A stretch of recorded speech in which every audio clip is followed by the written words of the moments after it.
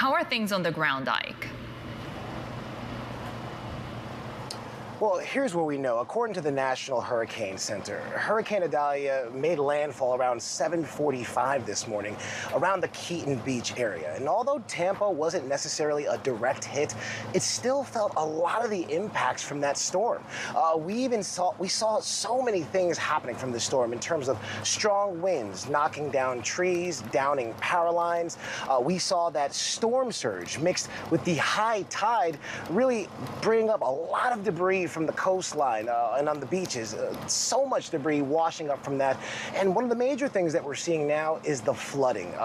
We're seeing that the hospital here in Tampa, they erected an aqua wall to protect itself from that storm surge, but certain other houses and other buildings in this community weren't as lucky. We know that those elite urban search and rescue teams have been out in the community here in Tampa trying to help some residents who are apparently right now trapped in their homes because of that high flood waters that's essentially inundating that entire community, forcing a lot of people right trapped in their homes with that water not only encompassing their house, but in many cases actually going inside their houses and flooding their first floor of their building. So we're seeing a lot of people right now just wake up from the aftermath of this storm and still trying to deal with the effects in terms of all the debris and damage that Hurricane Idalia has left behind.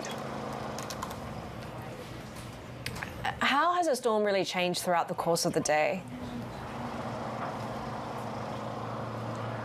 Well, essentially what we've seen so far throughout the course of the day is a slow return to normal. Earlier this morning, according to Florida Governor Ron DeSantis, almost everything was shut down. Restaurants weren't allowed to open.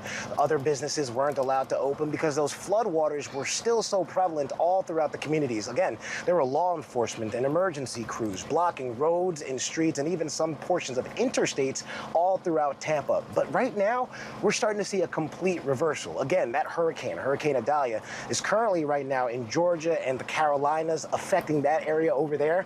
But over here, we're starting to see a return to normal. Gyms, grocery stores, even restaurants are starting to open. Even the restaurant that we're here right now has been sitting customers for a couple of hours now as people are slowly starting to get back to normal from the effects of Hurricane Idalia.